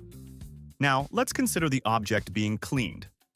A sealed metal canister from the world's most destructive conflict, filled with decades-old, notoriously unstable explosives. The seller's assurances of it being deactivated were, to put it mildly, inaccurate. The grenade was very much alive, a grumpy 80-year-old bomb just waiting for a reason to finally go off. Stefan was about to give it that reason. He clamped the grenade in a vise, switched on the angle grinder, and lowered the screaming, sparking wheel onto the grenade's rusty surface. The moment the sparks hit the thin, corroded metal casing, the still volatile explosive compound inside detonated. The resulting explosion was devastating. It instantly obliterated the workshop Stefan and a significant portion of his house. When emergency services arrived, they found a crater where a hobby room used to be, and shrapnel from both the grenade and Stefan's power tools embedded in the walls of neighboring houses. Stefan's passion for historical authenticity had reached its logical and explosive conclusion. He had wanted to restore a piece of World War II history, and in a way, he succeeded. He managed to recreate a very small, very loud, and very fatal moment of it right in his own basement. 1. We've all seen it in the movies. The hero, in a desperate chase, hits the ramp of a rising drawbridge, soars through the air in a blaze of slow-motion glory, and lands perfectly on the other side. It's a classic, a cornerstone of action cinema that has convinced a generation of people that cars can fly if you're cool enough. But this story, from the sun-drenched, weirdness-infused landscape of Florida, is a powerful and hilarious reminder that reality is a terrible film director, and it has a deep, abiding love for safety equipment that ruins all the fun. Our protagonist was not a hero in a movie. He was a 37-year-old man on a Suzuki motorcycle, a guy who probably saw himself as a modern-day Evel Knievel, a rebel who didn't play by society's rules, especially not the boring ones involving waiting. He was cruising along one sunny afternoon when he approached the Minnesota Key drawbridge. The bells were clanging, the lights were flashing, and the bridge was beginning its slow, majestic ascent. For the long line of sensible motorists in their minivans and sedans, this was a signal to stop, check their phones, and patiently wait. For our hero, it was a personal invitation, a challenge, a ramp that destiny had placed before him. He gunned his engine, the roar of his motorcycle, a defiant cry against the tyranny of traffic laws and basic common sense. He was going to make the jump. He probably pictured it in his head. The epic flight, the adoring cheers of the other drivers who were too cowardly to try, the story he would tell at the bar for the rest of his life. He was dressed for the occasion, too. Swim trunks and sneakers. Because when you have this much confidence, who needs a helmet or protective gear? That stuff is for people who plan on failing. But he had completely overlooked a crucial and very mundane piece of the drawbridge puzzle, a detail that Hollywood always conveniently edits out. As the bridge goes up, a large metal crossing gate comes down. Its sole purpose in life is to physically stop people exactly like him from doing exactly what he was about to do. He was so focused on the glorious, ever-widening gap of the bridge, so lost in his own action hero fantasy, that he never even saw the gate descending directly into his path. It wasn't a wall, it was a perfectly timed, mechanical clothesline from hell. As he sped towards his moment of glory, a modern-day Viking charging into battle, the descending safety gate did its job with brutal, flawless, and almost comedic efficiency. It caught him perfectly, mid-torso, and with a force that was both swift and absolute, it swept him cleanly off his bike like a broom clearing away a piece of trash. He was unceremoniously yeeted over the side of the bridge and into the water below. But the truly beautiful, the truly cinematic part of the story, the detail that elevates this from a simple tragedy to a masterpiece of dark irony, was what happened next. His now riderless motorcycle, its momentum unchecked and its trajectory unaltered, continued on its intended path. It shot up the ramp of the drawbridge, soared gracefully through the air over the open water in a perfect, beautiful arc, and stuck a perfect 10-point landing on the other side, skidding to a gentle stop against the curb, completely unharmed. The bike had made the jump, the hero had not. He had wanted a Hollywood moment, and in a way, he got one. It just turned out that the motorcycle was the star of the show, and he was just a stuntman who had a very bad and very final day at the office. 2. The story of the French cyclist who celebrated a little too early is a perfect, tragicomedy about the dangers of counting your chickens before they hatch. Especially when those chickens are Tour de France victories and you are traveling at 50 kilometers per hour on a piece of carbon fiber surrounded by thousands of screaming fans. Our story takes us to the final, grueling stage of the most prestigious and punishing cycling race in the world. Our hero, a French cyclist named Adolphe Hélier, was having the race of his life back in the early days of the Tour. He wasn't just winning the stage, he was dominating. He had broken away from the peloton, his legs pumping like well-oiled pistons, his face a mask of pure, focused agony that was slowly melting into the blissful expression of impending victory. For hours, for days, he had endured the punishing climbs, the treacherous descents, the relentless pace, the questionable food, the cobblestone roads. And now, his moment of glory was at hand. He was on the final stretch, the finish line almost in sight. He was so far ahead of his nearest competitor that he could have practically stopped for a glass of wine and a cigarette and still won. The roar of the crowd was deafening, a massive, patriotic wave of adoration for their homegrown hero who was about to bring glory to France. And in that moment, the exhaustion, the pain, the years of sacrifice, all of it melted away, replaced by a single, overwhelming feeling: pure, unadulterated, and tragically premature euphoria. He had done it. He was about to become a national hero, a legend of the sport whose name would be etched in the history books. He decided it was time to celebrate. He sat up, taking his hands off the handlebars to give the crowd the show they deserved. He began to wave to his adoring fans, blowing kisses, a triumphant, beaming smile plastered across his face. He was soaking it all in, living a moment most athletes only ever get to dream of. He was so completely, utterly distracted by his own impending glory, so lost in the sea of cheering faces and flashing cameras of the era, that he failed to notice a small but critically important detail on the road ahead: a sharp 90-degree turn that was not on the official race course. He had taken a wrong turn. While he was busy playing the role of the conquering hero, his bike was still traveling in a straight line, governed by the simple, unforgiving laws of physics and his own blissful ignorance. Directly in his path, parked on the corner of the turn, was a large media van. The irony was almost poetic in its cruelty. The very vehicle that was there to film his triumph, to broadcast his glorious victory to the world, was about to become the instrument of his downfall. He looked up from the crowd just a fraction of a second too late, his triumphant smile probably morphing into a mask of pure, wide-eyed horror as he realized his navigational error. He plowed at full speed directly into the side of the parked van with a sickening crunch of metal, carbon fiber, and bone. His glorious victory celebration came to an abrupt and very final end just a few hundred meters from the actual finish line. He had been moments away from immortality, but in his desperate need to celebrate his victory, he had completely forgotten the one thing he still needed to do: win. He became a permanent, tragic footnote in the race's history, a powerful lesson to all future athletes. Don't start the party until you've actually crossed the finish line. 3. The story of the man who had a little too much faith in his new vest is a powerful and very loud lesson in the importance of reading the product specifications before you ask your friend to shoot you with a large caliber handgun in your own backyard. Our story unfolds in a sun-drenched backyard in Texas, probably during a barbecue where the steaks were grilling and the bad ideas were marinating.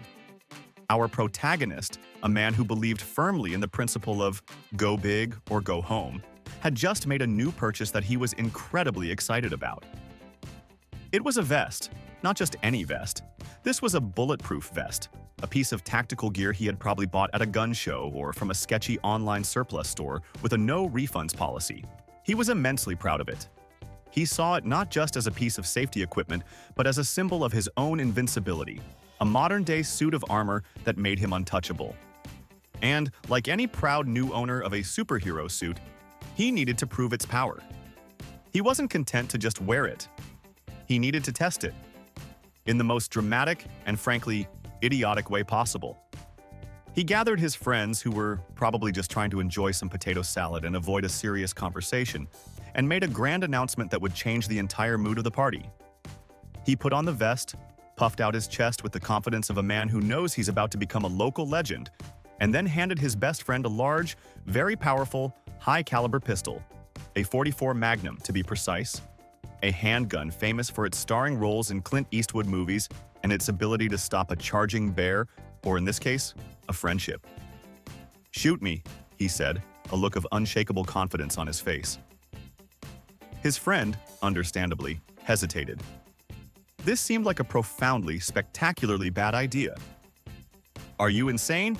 I'm not shooting you," he probably said, trying to be the lone voice of reason in a sea of testosterone and barbecue smoke. But our hero was persuasive. "It's fine. It's bulletproof. I trust this vest with my life. Do it." He was so confident, so absolutely certain in his own research and the quality of his purchase, that his friend, worn down by peer pressure and a misplaced sense of loyalty, reluctantly agreed.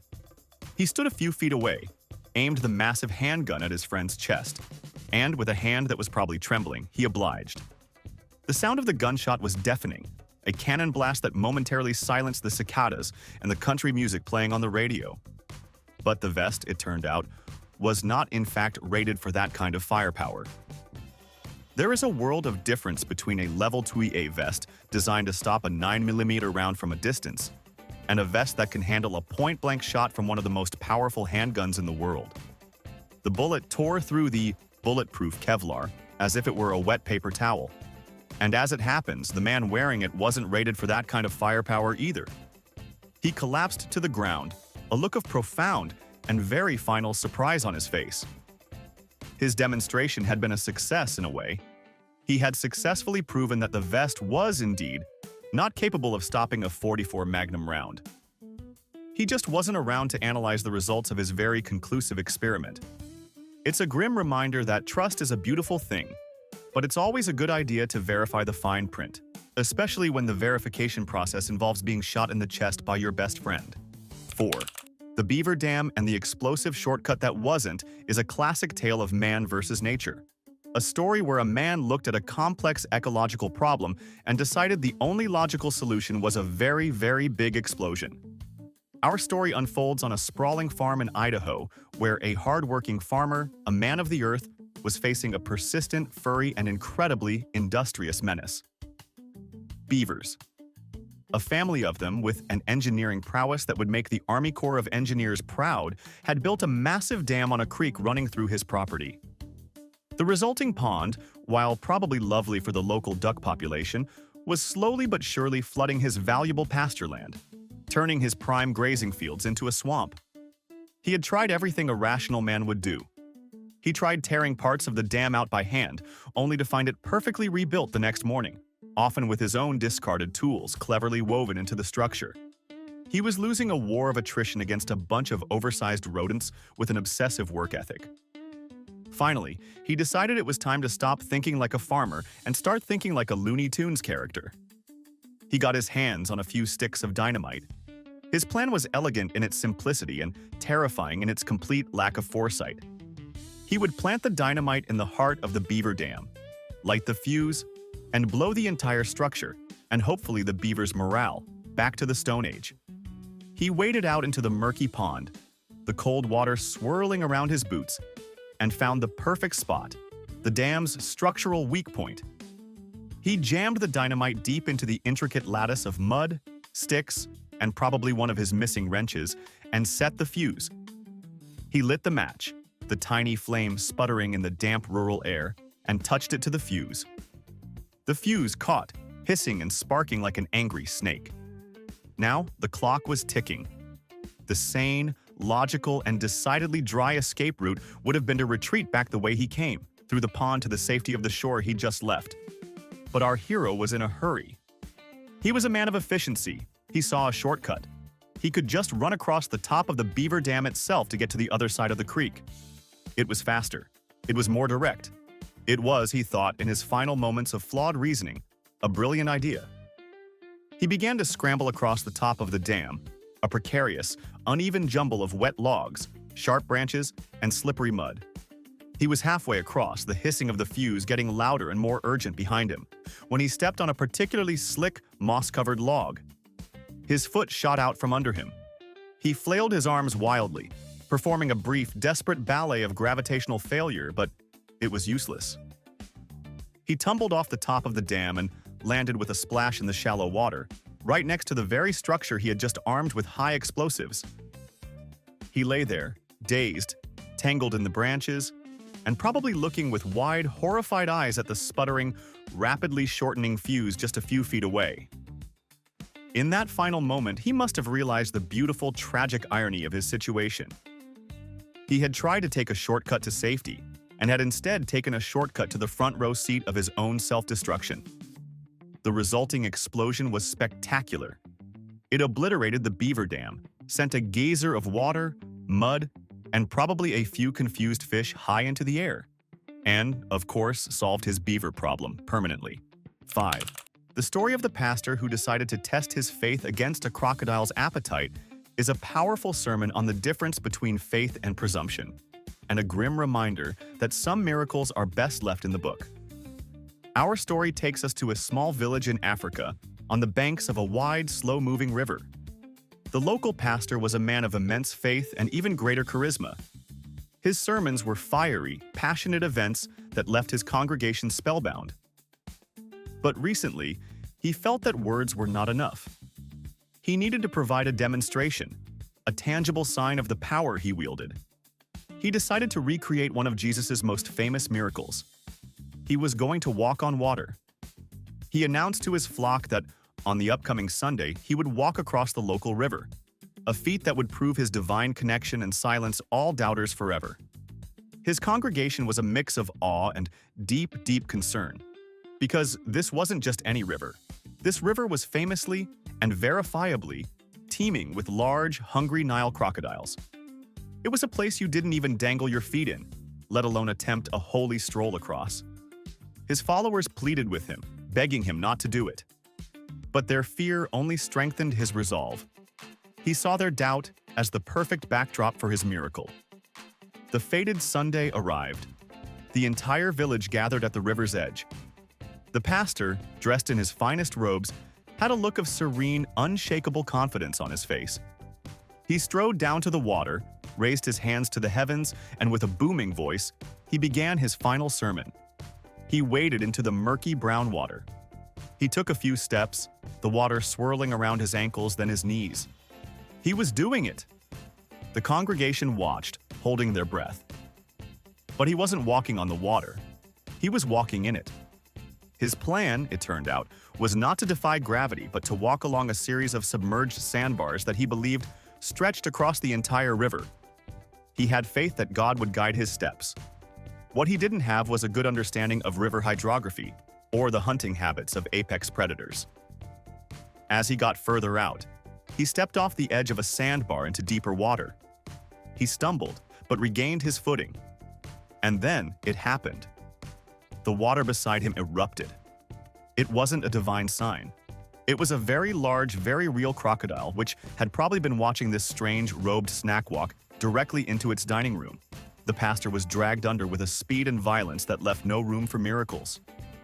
There was a brief, chaotic struggle, a flash of white robes, and then just the slow, muddy current of the river. His faith had been strong, but the crocodile's jaws and its appetite were stronger. His congregation was left on the shore, horrified, having witnessed a miracle of a very different and much more final kind. 6.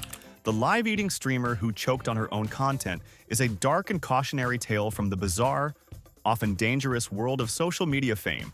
A story about a woman whose hunger for views was ultimately greater than her ability to swallow. Our story comes from China, where the phenomenon of live-eating streams, or mukbang, is a massive industry. Our protagonist was an aspiring influencer, a woman who dreamed of making a living by eating strange and exotic foods for an online audience. She needed something to make her stand out from the thousands of other streamers. She needed a stunt, a dangerous, unforgettable gimmick. Her chosen delicacy was a live octopus, not a small one. A large, writhing, very much alive octopus. Her plan was to eat the entire creature, live on stream, a feat of daring that would surely bring her the fame and followers she craved. She set up her camera, went live, and with a cheerful smile to her viewers, she began her final performance. She picked up the octopus, its long, powerful tentacles immediately wrapping around her arm. She wrestled with it for a moment, the battle between woman and cephalopod already proving more difficult than she had anticipated. But she was committed. She managed to get the octopus's head into her mouth, and with a great deal of effort she started to swallow. But the octopus was not going to go quietly. It was fighting for its life. As she forced it down her throat, the octopus's 8 powerful tentacles, each covered in hundreds of tiny, incredibly strong suckers, did what they were designed to do. They latched on. They stuck firmly to the inside of her throat and esophagus, creating an unbreakable, slimy seal. Her viewers watched, at first with amusement, then with dawning horror, as her cheerful expression turned to one of panic. She tried to cough, to pull the octopus out, but it was too late.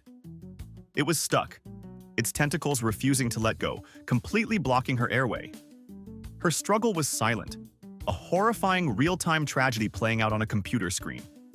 She clawed at her throat, her eyes wide with terror, unable to make a sound as thousands of people watched, helpless, typing frantic messages in the chat. She choked to death, live on her own stunt. She had wanted to create a piece of viral content, and she succeeded. The clip of her final, fatal stream went viral, but not as a story of a daring foodie, but as a grim, unforgettable warning about the dangers of playing with your food, especially when your food can fight back. 7. The daredevil, the monkey, and the final fatal distraction is a story that proves that when you're performing a high-stakes balancing act, it's generally a bad idea to bring along a partner who is known for throwing feces and having a short attention span. Our story is about a man in Brazil, a local legend, a daredevil who was always pushing the limits. Let's call him Marco. Marco's latest and greatest stunt was going to be a tightrope walk. But not just any tightrope walk. He was going to walk between 2 high-rise apartment buildings, hundreds of feet above the city streets. This alone was a feat of incredible skill and bravery. But for Marco, it wasn't enough. He needed more flair, more danger, more chaos. He decided to perform the walk while carrying his small pet monkey on his shoulders. The monkey, a capuchin named Pepe, was his sidekick, his little partner in crime. Marco probably thought it was a brilliant, crowd-pleasing gimmick. The day of the stunt arrived. A crowd had gathered below, their faces turned to the sky. Marco stepped out onto the thin wire, the city stretching out beneath him like a map. And on his shoulders, clinging to his head, was Pepe, looking around with a mix of confusion and mild terror. At first, the walk went flawlessly. Marco was a master, his movements precise, his balance perfect. The crowd gasped and cheered. But halfway across the wire, suspended over the dizzying void, Pepe decided he had had enough of this nonsense. The monkey became agitated. Maybe it was the height. Maybe it was the wind. Maybe he just saw a particularly interesting banana on a balcony somewhere. He started to squirm. Marco tried to calm him, probably whispering, "Easy, Pepe, easy," but it was no use. The monkey started to climb all over his head, its little hands and feet scrambling for purchase on Marco's face, obscuring his vision, its tail whipping in front of his eyes. Marco's concentration, the one thing keeping him alive, was shattered. He started to wobble. The crowd's cheers turned to screams of horror. He fought to regain his balance, the wire swaying violently beneath him, all while a small, panicked monkey was using his head as a jungle gym. He lost the battle. He tipped to one side, his arms flailing, and then he was falling. A silent, tragic plunge, taking his unwilling and very vocal little partner with him. He had wanted to add a little excitement to his act, and he had succeeded. He just wasn't around to take a bow. 8. The story of the human target who was a little too confident in his arrow-stopping abilities is a timeless tale of what happens when alcohol, a hunting bow, and a really, really bad idea get together for a party. Our scene is a backyard, probably late at night, where two friends, let's call them Cletus and Bubba, were deep in a drunken philosophical debate. The topic of conversation was superpowers. Cletus, his mind swimming in a sea of cheap beer, made a bold and, as it turns out, wildly inaccurate claim. He announced to Bubba that he possessed a secret, superhuman ability. He could catch an arrow fired directly at him. Not dodge it, not block it, catch it. Like a ninja in a bad action movie. Bubba, being an equally drunk and supportive friend, didn't question this. He was intrigued. He wanted to see this miracle. He said, "Prove it." And as luck would have it, Bubba owned a high-powered hunting bow. The stage was set for a scientific experiment of the dumbest possible variety. They paced out a distance in the dark, probably about 20 yards.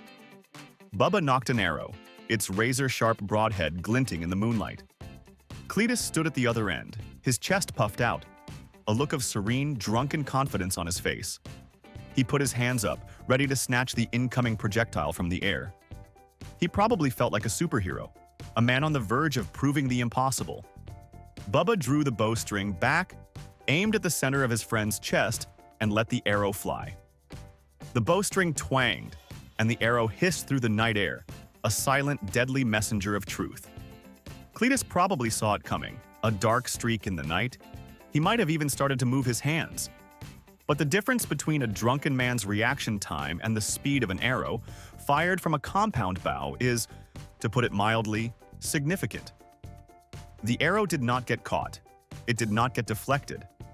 It struck Cletus squarely in the chest, proving with brutal, pinpoint accuracy that his claim was, in fact, completely false. The argument was settled. The hypothesis was tested.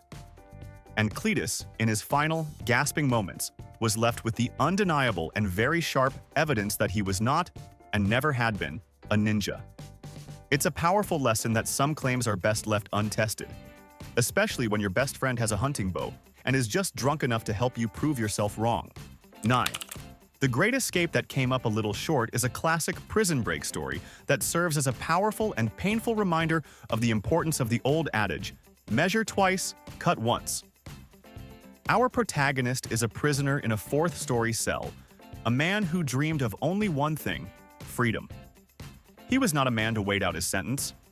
He was a man of action, a man with a plan. His escape was going to be a classic, a timeless tribute to every prison movie ever made. He was going to make a rope, out of bed sheets. For weeks, he patiently, secretly, tore his sheets into long strips and tied them together with intricate, load-bearing knots he probably learned from a book. He created a long, sturdy fabric rope, his personal lifeline to the outside world. The night of the escape arrived. He waited for the guards to pass, his heart pounding in his chest. He tied one end of his masterpiece to the leg of his heavy steel bed and tossed the other end out of his fourth-story window. It unfurled beautifully, a pale white snake against the dark brick wall. This was it. he took one last look at his cell, a final farewell to his life of incarceration, and began his descent. Hand over hand, he lowered himself into the darkness, the rough fabric of the sheets scraping against his palms. He was free. The wind was in his hair. But as he got near the end of his rope, he made a horrifying discovery. His calculations were off. He had painstakingly tied the knots, he had tested the strength, but he had completely misjudged the length. The rope ended a full story, a solid 10 to 12 feet above the hard, unforgiving ground. He was just dangling there. He was out of the prison, but he was not free. He was trapped in a new, even more precarious kind of limbo, suspended between his cell and the sidewalk. He couldn't go up. The rope was too slippery and he was exhausted. He couldn't go down. He just hung there, a silent, swaying testament to a plan that was about 80% brilliant and 20% catastrophically flawed. He hung there for what felt like an eternity, probably close to an hour, his muscles screaming, his grip slowly, agonizingly failing. He held on as long as he could, but eventually his strength gave out. He lost his grip and plummeted the last story, landing with a sickening crunch on the pavement below. He had made it out of his cell, but he never made it to freedom. He had been so close, but in the end, his escape was foiled not by guards or alarms, but by a simple, tragic, and entirely avoidable mathematical error. 10. The Taxidermied Cat and the Final Shared Fate is a heartbreaking and deeply strange story about a love so strong it transcended the boundary between life and death and then erased it completely. Our story is about a woman in Russia, a lonely soul whose entire world revolved around her pet cat, a fluffy companion named Misha. When Misha died of old age, her world didn't just shrink, it collapsed. The thought of burying her best friend, of that final, irreversible separation, was more than she could bear. She decided she wasn't going to say goodbye. She took Misha's body to a local taxidermist. She wanted him preserved, perfectly, forever. A few weeks later, she got him back. The taxidermist had done a masterful job. Misha looked exactly as he had in life, frozen in a peaceful sleeping pose. And for our hero, this was not a sad, morbid reminder of her loss. This was a victory. She had cheated death. Misha was home. Her behavior, which was already eccentric, began to spiral into a deep, shared delusion. She would talk to the stuffed cat for hours. She would set a place for him at the dinner table, cutting up his food just as she always had. In her mind, Misha was still with her, just quieter. Her friends and family were horrified, but she was lost in her own world, a world where her love for her pet had created a strange, new reality. But even this wasn't enough. The glass eyes of the taxidermied cat couldn't look back at her. The preserved form couldn't purr. The loneliness eventually became unbearable. She decided she couldn't live in a world where Misha was only a silent statue. She wanted to be with him truly. Her obsession culminated in a final, tragic act of love and madness. She wrote a short, simple suicide note that said, "I am joining my beloved Misha." She then found out from the taxidermist exactly what chemicals he had used in the preservation process. She acquired a lethal dose of the same arsenic-based compounds, the very same poison that had preserved her cat's body, and consumed it. She had decided that if she couldn't bring him back to her world, she would join him in his, a silent, preserved world beyond life. It was a final, tragic act of love, a desperate attempt to make their separation temporary, and in doing so, making her own absence permanent. You are now the head of the Global Safety Commission. Your mission: write the official warning label for the single dumbest, most bafflingly dangerous thing you've ever witnessed in your own life. Let's build the ultimate safety guide in the comments. If this briefing has increased your chances of survival, hit like. Subscribe for the next chapter in the manual.